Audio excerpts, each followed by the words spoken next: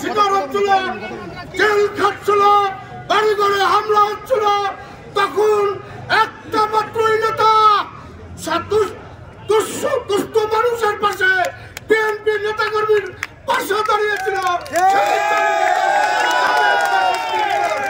Javed Masud Milton ছাড়া আর কোন নেতা সাধারণ মানুষের পাশে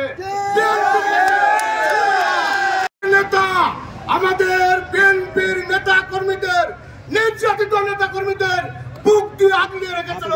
সেই নেতারাতেই ডালের শেষ এই গাংনীর মানুষ।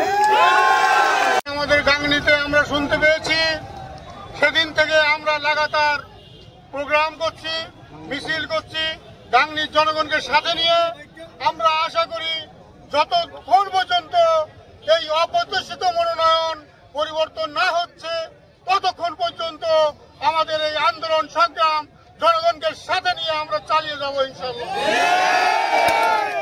বন্ধুরা, আজকে সাংবাদিক ভাইদের বলতে চাই, মিডিয়া ভাইদের বলতে চাই, আপনারা দেখেন জনগণের আস্থা কোন জায়গায়, আপনারা দেখেন জনগণের স্পৃহা কোথায়, আপনারা দেখেন জনগণ কাকে চায়। তাই বলতে চাই, জনগণ একদিকে ধানের শীষ, অন্যদিকে প্রভাবিত হচ্ছে। বন্ধ হতে পারে না।